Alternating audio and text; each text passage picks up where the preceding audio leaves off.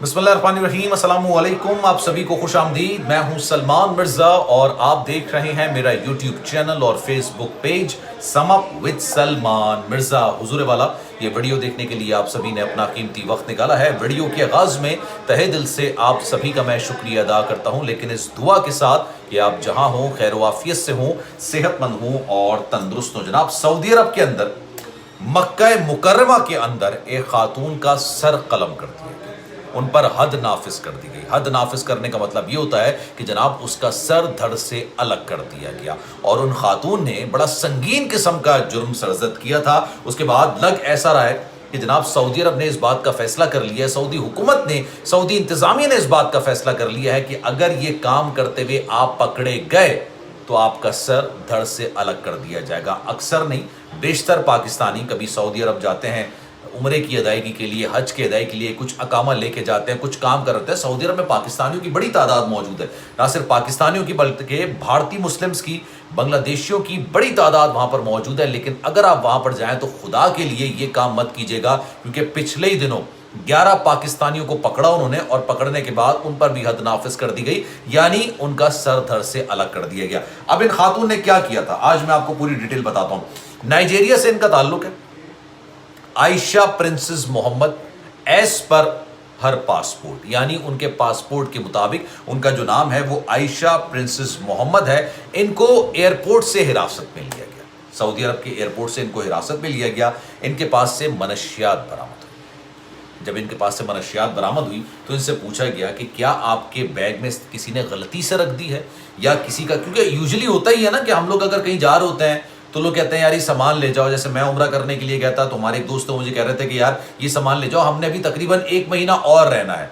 मैंने कहा हमारा सामान वैसे ही ओवरलोडेड है तो हम आपका सामान कैसे लेके जा सकते हैं। लेकिन कभी भी अपने करीब से करीबी रिश्तेदार का, इवन भाई बहन का सामान भी आप अपने साथ एयरपोर्ट पे लेके किसी भी मुल्क जा रहे हैं नहीं लेके जाइए, ये मैं आपसे दरख्वास्त करता हूँ।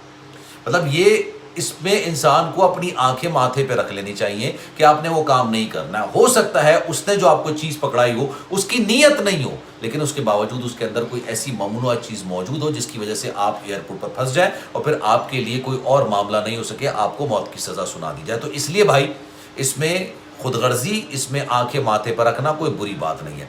अच्छा जनाब, होता ही है, इनसे पूछा गया कि भाई ये सामान, ये जो मनशियात है, ये आपके बैग में किसी ने रखी या किसी ने आपको सामान ले जाने के लिए कहा? अगर ऐसा कहा है तो हम आपकी जो ये सज़ा है उसमें नरमी कर सकते हैं।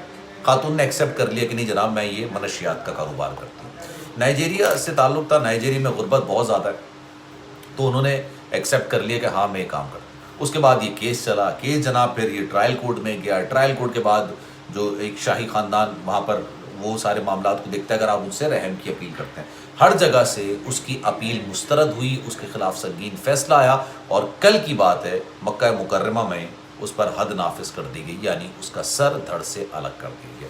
और ये पहला मौका नहीं, इससे पहले 11 पाकिस्तानी इनको हिरासत में लिया गया। आपको पता है सऊदी अरब ने पाकिस्तान को ऑफिशियल लेटर लिखा। उस ऑफिशियल लेटर में सऊदी अरब ये लिखता है कि अगर आप लोगों ने ये चीज़ की रोकथाम नहीं की, यानी हम जो उम्रा वीज़ा दे रहे हैं, हम जो हज वीज़ा दे रहे हैं, तो वहाँ से भी आप उम्रा ज़ायरीन को और हज ज़ायरीन को भेजिए। हम आपको उम्रा वीज़ा देते हैं, हज वीज़ा देते हैं, तो भाई आप भिखारियों को क्यों भेजते हैं?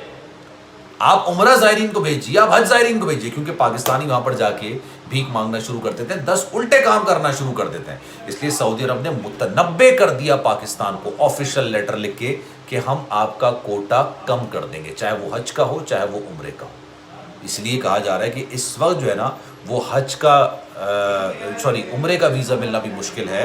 दुबई का तो इंतहाई मुश्किल कर दिया गया।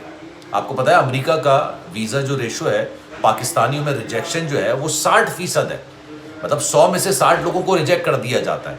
लेकिन दुबई के अंदर जो ये वीज़ा रेशो रिजेक्शन है ये 97% तक पहुंच चुका है, यानी 100 लोगों में से 3 या 4 लोग मैक्सिमम उनके वीज़ा अप्रूव्ड हो रहे हैं, इसके अलावा किसी का वीज़ा अप्रूव नहीं हो रहा। उसकी सबसे बड़ी वजह यही है कि उन्होंने बोल दिया कि भाई आप भिखारियों को मत भेजें ना, आपको जो वीज़ा दे रहे हैं उन लोगों को भेजिए जो वीज़ा वाकई में जिस मकसद के लिए आपको वीज़ा दिया जा रहा है। अच्छा जनाब, होता क्या, 11 लोगों को हिरासत में लिया जाता है, पकड़ा जाता है। यह 11 के 11 पाकिस्तानी थे और इनको बाकायदा एक रैकी करके पकड़ा जाता है ان کے خلاف باقاعدہ پوری ریکی کی جاتی ہے, ایک ٹریکنگ کی جاتی ہے, اس کے بعد ان کو پکڑا جاتا ہے.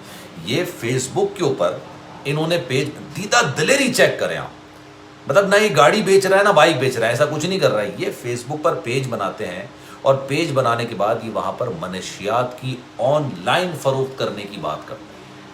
یہ فیس بک پر آ کے بات کر رہے ہوتے ہیں کہ ہمارے پاس اتنی مقدار میں منشیات موجود ہے, اگر آپ چاہیں تو ہم آپ کو یہ ڈیلیور کروا سکتے ہیں. اچھا, پھر باقاعدہ ریکی کروائی گئی, کسٹمرز بنوائے گئے, پوری تیاری کرتے نا. ان کے بعد ان کو رنگے ہاتھوں 11 افراد کو پکڑا اور ان پر حد نافذ کر دی گئی, یعنی ان کے سر دڑ سے الگ کر دی گئے. یہ اس کے بعد کسی کی نہیں سنتے. کچھ چیزیں ان کے لیے ایک اتنی شدید ریڈ فلیگ ہیں کہ یہ پھر کسی کی نہیں سنتے. یہ کہتے ہیں جناب آپ نے منشیات کا کام کیا, آپ نے کوئی قتل و غارت کی ہے, آپ سے دوسری بات ہی نہیں کی جائے گی, کوئی بات نہیں کی جائے گی, اور آپ کا سر دھڑ سے الگ کر دیا. اس سے پہلے اسی سال کے سٹارٹ کی بات ہے, غالباً 5 پاکستانیوں کو پکڑا. یہ 5 پاکستانی جو ہے نا وہ اقامہ لے کے سعودی عرب گئے. 5 پاکستانی, انہوں نے کہا کہ جناب 10 لاکھ کا اقامہ ملتا ہے, پھر آپ ٹریولنگ ایکسپینسز ہوتے ہیں, میڈیکل ہوتا ہے, 10 چیزیں ہوتی ہیں, کل ملا کے کوئی 14-15 لاکھ روپے بن جاتے ہیں. یہ 5 پاکستانی ایک پرسن 15 لاکھ روپے خرچ کر کے وہاں پر گیا اور ان کو یہ خواب دکھایا گیا کہ بھائی آپ 4-4 لاکھ روپے کمائیں گے مہینے کے, 4-4 لاکھ روپے کمائیں گے. انہوں نے کہا یار میں تو 2-3 مہینے میں یہ پورا قرضہ ہی اتار دوں گا. لوگوں نے یہاں سے قرضے پکڑے ہوتے ہیں, گاڑیاں گھر بیچ دیا ہوتا ہے, اس کے بعد زمینیں بیچ دی ہوتی ہیں, اکثر و بیشتر پنجاب سے, اندرون پنجاب سے ان کا تعلق ہوتا ہے. انہوں نے کہا یار میں تو یہ 3 مہینے میں ریکور کر لوں گا. وہاں جا کے پتہ چلا کہ 5 ریال, 7 ریال, 8 ریال میں سر منڈوائے جا رہے ہیں. اب اتنے پیسوں میں آپ 1 سال کے اندر اپنا مطلوبہ جو رقم ہے وہ بھی ریکور نہیں کر سکتے, کمانا تو دور کی بات. یعنی آپ سوچتے ہیں میں 15 لاکھ روپے لگا کے جا رہا ہوں تو 1 سال میں کم سے کم 20 لاکھ روپے تو کماؤں, 25 لاکھ روپے تو کماؤں. اتنا تو میں کما لوں نا کہ یار تقریباً 8-10 لاکھ روپے میں 1 سال کے اندر کما لوں تاکہ میں اپنا گھر چلا سکوں, وہاں پر معاملات کر سکوں اور پرانے جو پیسے وہ بھی اتار دوں. تو یہ 5 ریال یا 8 ریال ایک بندے کا سر منڈوانے میں تو پورے نہیں ہوتے. ان 5 پاکستانیوں نے گودام لوٹ لیا.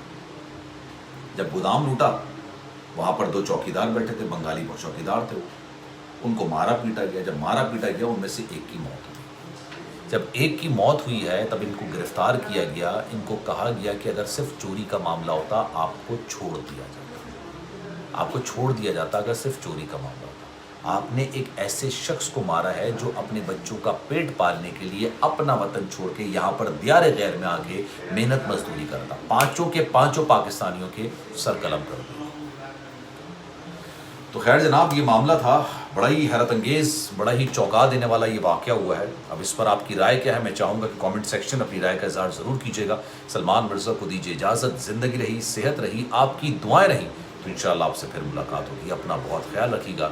اللہ حافظ.